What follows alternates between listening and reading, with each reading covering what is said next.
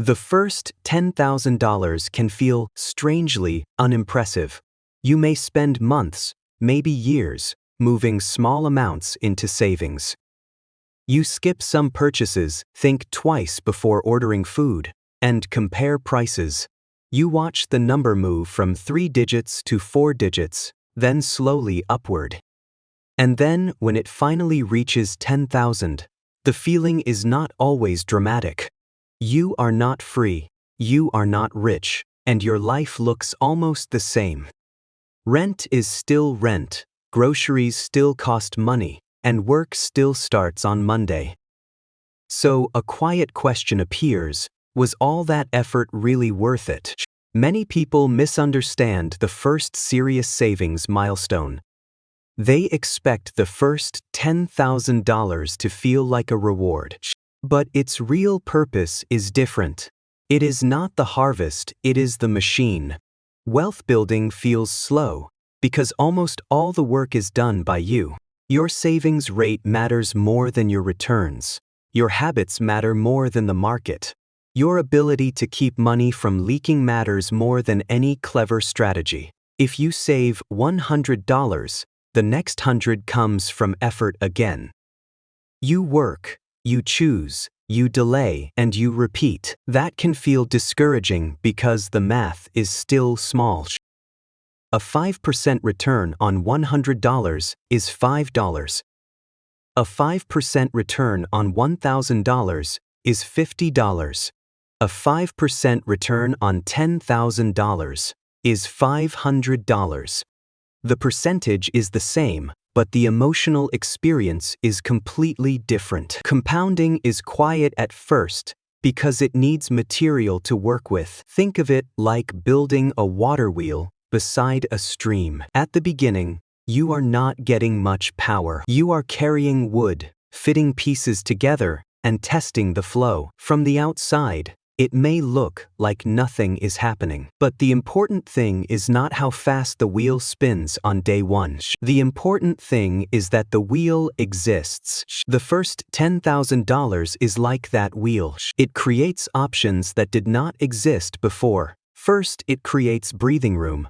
A surprise bill becomes annoying instead of destructive. A late payment from a client becomes stressful, but not catastrophic. A small emergency does not immediately become credit card debt. Second, it changes your relationship with time. You begin to understand that money can stay with you. Not every dollar has to leave as soon as it arrives. This sounds simple, but for many people, it is a major psychological shift. Third, it builds proof. Before the first milestone, saving can feel like an identity you are pretending to have. After the milestone, it becomes evidence. You are no longer saying, "I should be better with money." You can say, "I have already built something." The common mistake is comparing your early number to someone else's later number. You see someone talk about a 6-figure portfolio, a paid-off house, or passive income. Your $10,000 starts to feel tiny, but that comparison hides the timeline. Every large financial base once had a boring early stage. The difference is that later stages are more visible. Nobody posts the months when nothing exciting happened. Nobody makes a dramatic story out of not buying 3 small things. But that is often where the machine is built. The better mental model is the launch pad. The first 10,000 is not the rocket in the sky.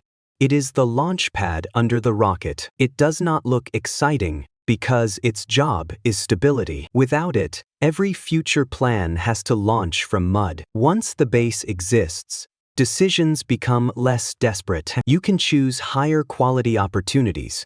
You can avoid some bad deals. You can take time to think.